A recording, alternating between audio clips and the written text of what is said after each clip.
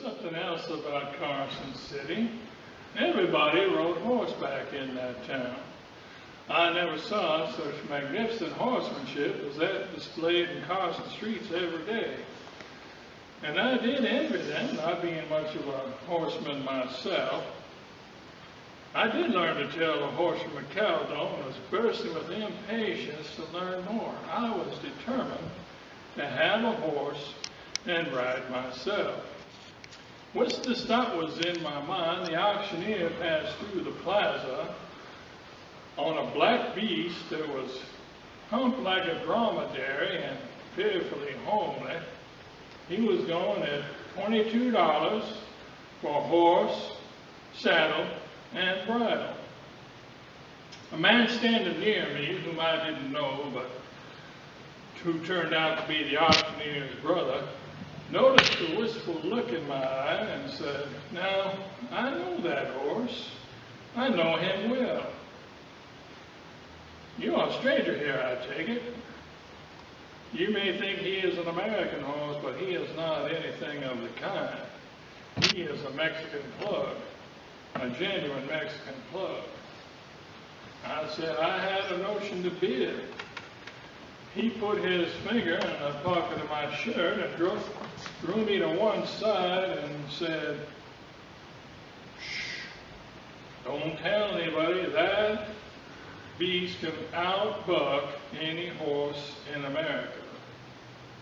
He can outbuck any horse in the world." Just then the auctioneer came back around and he said $24 for a horse, saddle, and bridle. I said $27. Sold. I got that Mexican plug, paid for him, put him in a livery stable, let him get something to eat and get rested up.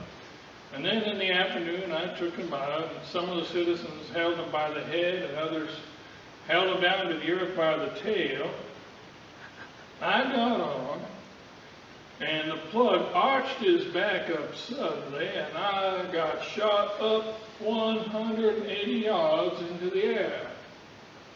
I came down again, and he did the same. I went back up again. Now this time when I came down, I lit on his neck. I seized him, slid back into the saddle, and held on. Then the plug went up, straight up in the air on his hind feet, and walked around a while like a member of Congress. Then he came down again and went back the other way and walked on his front feet as a schoolboy would. Then he came down again on all fours and went back to the same motion of making me go straight up in the air again. This third time I went up, I heard a man say, "Oh, don't he buck?" So that's what bucking was. I was glad to know it. Not that I was enjoying it, but I had been taking a general interest in knowing what the name of it was. But when I came down that third time, somebody had hit the horse a whack with the strap, and he was gone. While this performance was going on, a sympathizing crowd had gathered around, and one man said to me, "Stranger, you have been taken in. That's a genuine Mexican plug." And another said, "Well, think of it. You could have bought an American horse, used to all kinds of work, for just a few more dollars." I couldn't say anything. I didn't have anything to say.